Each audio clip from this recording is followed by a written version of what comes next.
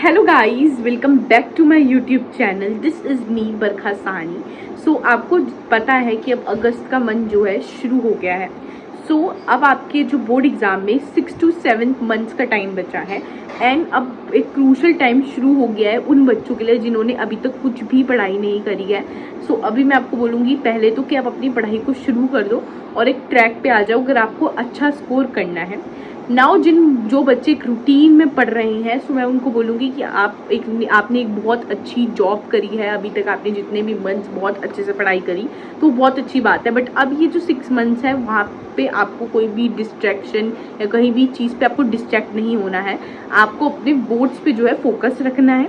सो आज की इस वीडियो में मैं आपको बताऊंगी कि कैसे आपको अगस्त से फरवरी में किस तरीके से पढ़ाई करनी है, किस तरीके से रिवीजन करना है, किस तरीके से अपने सिलेबस को कवर करना है और किस स्ट्रेटेजी से आपको पढ़ाई करनी है जिसकी वजह से जो है आप डेफिनेटली बहुत अच्छा स्कोर कर पाओगे। तो ये वीडियो पूरी अच्छे से सुनना। सो सबसे पहले इंपॉर्टेंट चीज़ आती है, that is how to cover your syllabus. तो सबसे पहले मैंने 2 मंथली प्लानर्स दिए थे। एक मैंने बहुत पहले मंथली प्लानर के ऊपर वीडियो डाली थी और एक मैंने उसके कुछ दिन बाद ही वीडियो डाली थी मंथली प्लानर की। तो वो मैंने मंथली प्लानर दिया था फ्रॉम जुलाई टू दिसंबर में आपको कैसा सिलेबस कंप्लीट करना है। अब जैसे हमें पता है कि जुलाई का मंथ चला गया है, तो आप जिन बच्चों ने अभी तक पढ़ाई करना शुरू नहीं करा तो वो वाला मंथली प्लानर जो है वो यूज़ कर सकते हैं। बस वो उस मंथली प्लानर को 1 मंथ आगे की तरफ शिफ्ट कर सकते हैं। लाइकवाइज जो चीज़ मैंने उस मंथली प्लानर में लिखा था कि आपको जुलाई में करनी है वो चीज़ आप अब अगस्त में करोगे, जिससे क्या होगा आपका दिसंबर तो नहीं बट जनवरी तक सारा सिलेबस आपका कंप्लीट हो जाएगा। तो जनवरी तक भी अगर आपका सिलेबस कंप्लीट आप कर पा रहे हो तो वो भी सही है, क्योंकि इतना टाइम तो आपको चाहिए अपने सिलेबस को कंप्लीट करने के लिए अगर आपने अभी से पढ़ना शुरू किया है। और अगर आप जो है एक रेगुलरली एक अच्छे से स्टूडेंट पढ़ रहे हो या यू आर एक एवरेज स्टूडेंट हो कि मतलब थोड़ा बहुत आपने पढ़ा हुआ है, बिल्कुल शुरू से नहीं शुरू कर रहे हो, तो आपके पास अभी आराम से टाइम है। आप बहुत अच्छे से जो है अपनी पढ़ाई को इस तरीके से कंटिन्यूशन में आराम से पढ़ के अपना सारा सिलेबस जो है दिसंबर जनवरी के बीच में कंप्लीट कर सकते हो अगर आप कंसिस्टेंट हो और अच्छे तरीके से पढ़ रहे हो अभी तक। बट वो बच्चे जिन्होंने अभी तक पढ़ाई शुरू नहीं करी है वो भी अगर इस तरीके से पढ़ना शुरू करेंगे आज कल से ही, अभी से ही, तो अगस्त से ही, तो उनको भी बहुत अच्छे से सिलेबस कंप्लीट हो जाएगा, उनकी भी बहुत अच्छे परसेंटेज आ जाएगी।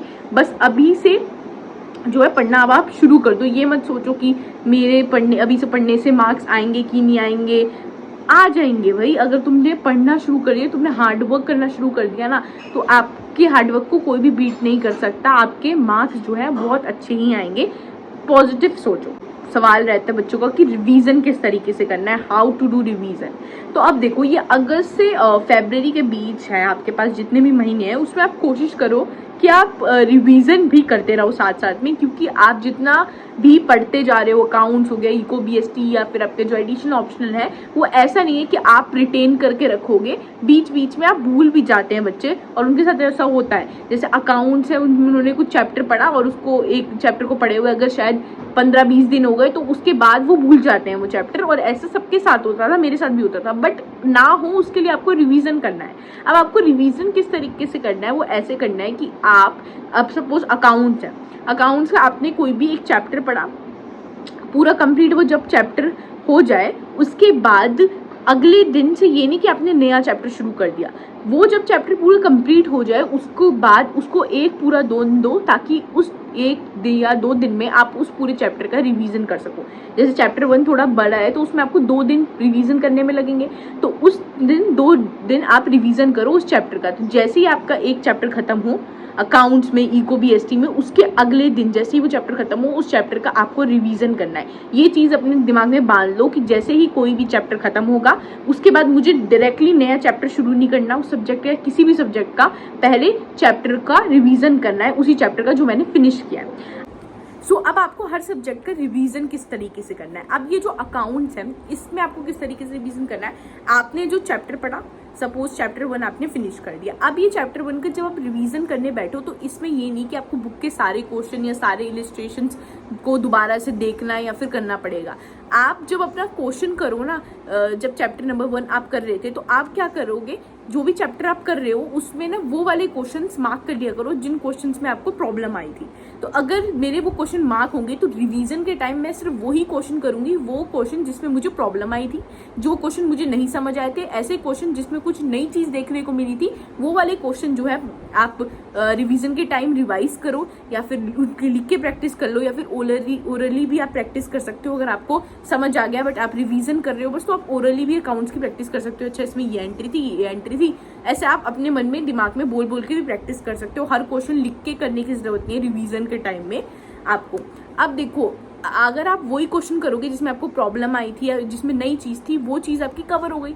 अब बाकी जो आपके नॉर्मल क्वेश्चंस थे वो तो आप कर ही लोगे क्योंकि आपके वो पहले भी हो गए थे। तो रिवीजन में वही क्वेश्चन करो जिसमें आपको क्वेश्चंस में प्रॉब्लम है या जिस कॉन्सेप्ट में आपको प्रॉब्लम आती है। नेक्स्ट इंपॉर्टेंट चीज मैं आपको बोलूंगी कि जब आप रिवीजन करने बैठो ना, तो आप कोशिश करो कि उस चैप्टर के तभी प्रीवियस ईयर क्वेश्चंस भी देख लो। जैसे मैं अकाउंट्स से चैप्टर 1 का रिवीजन कर रही हूँ, तो आप क्या करो, chapter 1 previous year question of accounts डाल दो नेट पे, उसके जितने भी प्रीवियस ईयर क्वेश्चंस आएंगे उन पे नजर मार लो कि किस तरीके से क्वेश्चन आए थे।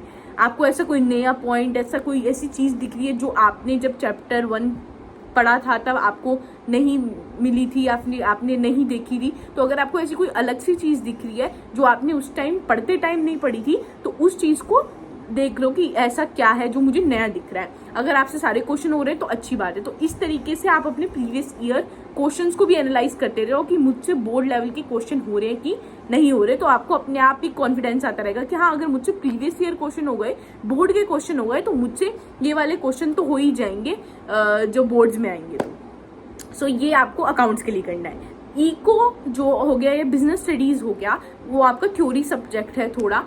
तो बीएससी तो पूरा ही, और इको में 1-2 चैप्टर में न्यूमेरिकल है, बाकी वो भी थोड़ा बहुत ज़्यादातर थ्योरी ही है। तो आप क्या करो, इको बीएससी में कैसे आपको रिवीजन करना है। लाइक आपने पूरा चैप्टर पढ़ लिया, अब जब आप नेक्स्ट डे उसका रिवीजन किस तरीके से करोगे, आप कोई भी वन शॉट देख लो। जैसे मैंने सपोज नेशनल इनकम पढ़ लिया, पूरी यूनिट मैंने खत्म कर ली। अब नेक्स्ट डे मैं नया चैप्टर नहीं शुरू करूंगी, पहले मैं एक पूरी वन शॉट देख लूंगी।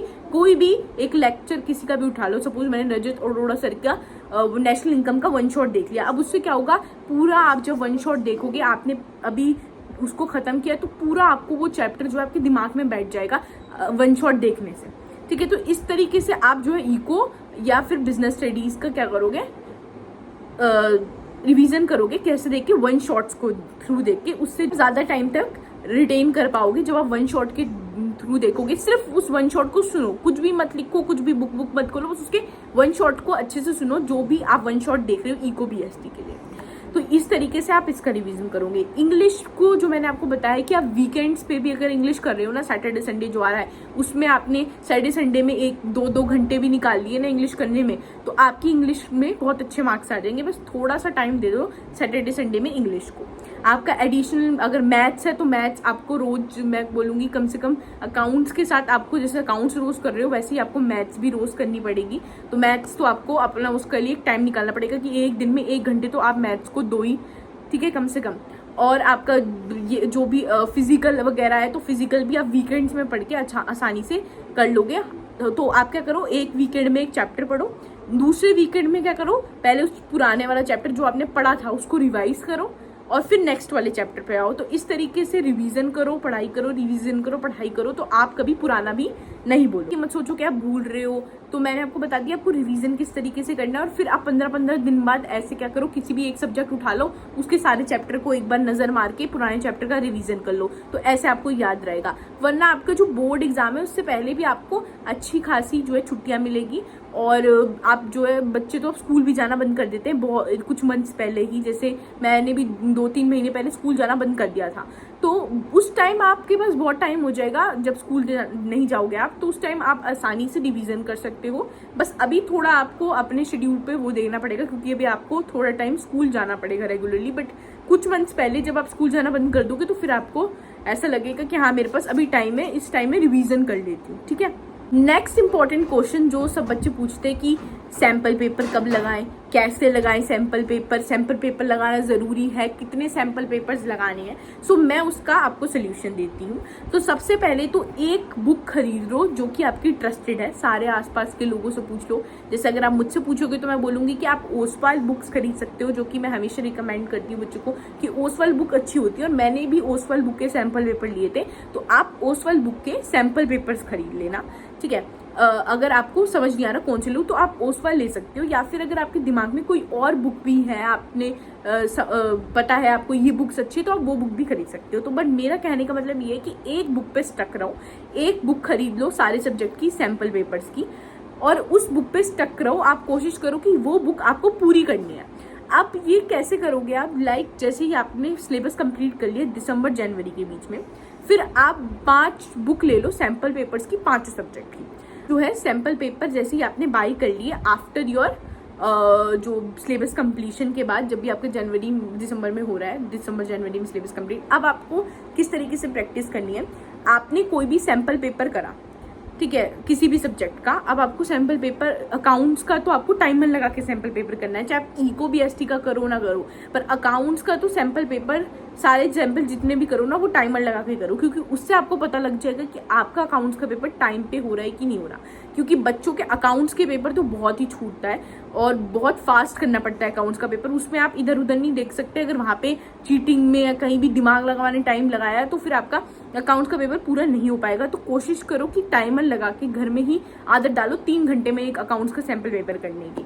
तो पहले तो टाइमर लगा के करो अकाउंट्स का पेपर। और अकाउंट्स के पेपर में जहाँ पे भी आपको ऐसा लग रहा है कि आप गलती कर रहे हो, जिस जगह पे गलती कर रहे हो ना, जिन क्वेश्चंस में, वो वाले क्वेश्चंस की फिर बाद में अलग से प्रैक्टिस करो। सपोज मैंने अकाउंट्स का सैम्पल पेपर किया और मेरा शेयर्स का क्वेश्चन गलत आ रहा है, मैंने 2-3 सैम्पल किए, उस पेपर किए, उसमें मेरे शेयर्स के क्वेश्चन गलत आ रहे हैं, तो मैं क्या करूंगी, शेयर्स वाला चैप्टर उठाऊंगी और शेयर्स वाले चैप्टर के क्वेश्चन प्रैक्टिस करने लग जाऊंगी, प्रीवियस ईयर सैम्पल पेपर से निकाल कर या फिर बुक के थ्रू, जहाँ पे भी कॉन्सेप्ट मेरा लैक कर रहा है, मैं वन शॉट के थ्रू उसको पढ़ के दोबारा से उसके क्वेश्चन सॉल्व करूंगी। तो सैम्पल पेपर से आपको ये पता लग जाएगा कि आप कौन से टॉपिक पे लैक कर रहे हो, कौन सा टॉपिक आपका वीक है, जहाँ आपकी गलती आ रही है ना, उस टॉपिक की आप प्रैक्टिस करो, दोबारा से उस टॉपिक को पढ़ो in after your completing your syllabus. अब जब आप उन टॉपिक को पढ़ोगे ना तो वो टॉपिक अपने आप आपके सुधरते जाएंगे, जहाँ पे आप लैग कर रहे हो वो आपकी प्रॉब्लम जो है आपकी वहाँ से खत्म हो जाएगी, और आप टाइमर लगा के कर रहे हो तो पेपर छूटने का डर भी नहीं रहेगा। अब इको हो गया, बीएसटी हो गया, इंग्लिश हो गया, इनका अगर आप टाइमर लगा के कर सकते हो पेपर भी, अगर आपको रिटन पे पूरे आंसर लिखने, आपको ऐसा लगता है मेरा इनका पेपर छूट जाएगा तो आप कर सकते हो। बट अगर आपको ऐसा है कि मैं इनके इको बीएसटी के भी मैं रिटर्न करके मुझे नहीं करने हैं, वो आपकी चॉइस है। मैंने भी इको बीएसटी के ऐसे रिटर्न सैम्पल पेपर करके प्रैक्टिस नहीं करी थी, सही बताऊं तो। मैंने जो सैम्पल पेपर की बुक ली थी उसमें पेपर होता है, उसके साथ सोल्यूशन होता है, तो मैंने क्वेश्चंस पढ़ लिए थे कि किस तरीके के क्वेश्चंस हैं, उनको रीड आउट कर लिया था कि कैसे सैम्पल पेपर के सोल्यूशन में आंसर लिखे हुए हैं। तो इस तरीके से मैं देख रही थी मुझे क्वेश्चन आ रहा है कि नहीं आ रहा। जो आपको नया दिख रहा है उस क्वेश्चन को उसी बुक में मार्क कर लो, और इससे क्या होगा, वो मार्क्ड क्वेश्चन आप पेपर से पहले पढ़ सकते हो कि ये नया क्वेश्चन था जो मुझे नहीं आया था। तो इस तरीके से आप इको बीएसटी इंग्लिश का आपके ऊपर है, आपको रिटर्न वे में करना है कि नहीं करना। पर अकाउंट्स का मैं जरूर बोलूंगी कि आप सैम्पल पेपर लिख कर करना और टाइमर के साथ लगा के करना, और अकाउंट्स का पेपर खुद ही ऐसे टीचर जैसे चेक करना, और फिर जो भी गलती हो उसको सुधारना। सो ये हो गया आपका सैम्पल पेपर। अब ये सैम्पल पेपर आप अपने सिलेबस को कंप्लीट करने के बाद ही करना, उससे पहले ये नहीं उठा के बैठ गए सैम्पल पेपर, तब कोई फायदा नहीं। जब सिलेबस आपका कंप्लीट हो पूरा अच्छे तरीके से, तब आप सैम्पल पेपर करना, और फिर सैम्पल पेपर ही करते जाना। जैसे ही आपके बोर्ड एग्जाम्स की डेट आ जाएगी, उसके पहले कुछ दिन पहले, लाइक 10 डेज पहले, फिर आप अपना रिवीजन को शुरू करना। उससे पहले सिर्फ सैम्पल पेपर्स करना जितना भी टाइम है। जितने ज़्यादा क्वेश्चन करोगे ना, जितनी ज़्यादा अकाउंट्स में प्रैक्टिस होगी, जितनी ज़्यादा इको में प्रैक्टिस होगी, उतनी ही ज़्यादा अकाउंट्स इको जितनी भी प्रैक्टिस होगी उतनी ही ज़्यादा आपको बोर्ड्स के पेपर आसान लगेंगे। तो उस टाइम बस प्रैक्टिस पे ध्यान देना अपनी, जब आपका सिलेबस कंप्लीट हो जाए, और साथ साथ में वो टॉपिक्स जहाँ पे आप लैक करो उसे प्रैक्टिस करो, फिर पेपर से पहले अपने रिवीजन को शुरू। इंपॉर्टेंट टिप्स है जो मैंने आपको बताई है। सो अब अपनी पढ़ाई पे अच्छे से लग जाओ, और अगर आपको आज की वीडियो पसंद आई है तो प्लीज़ इस वीडियो को लाइक कर देना और मेरे चैनल को सब्सक्राइब कर देना। Thank you so much.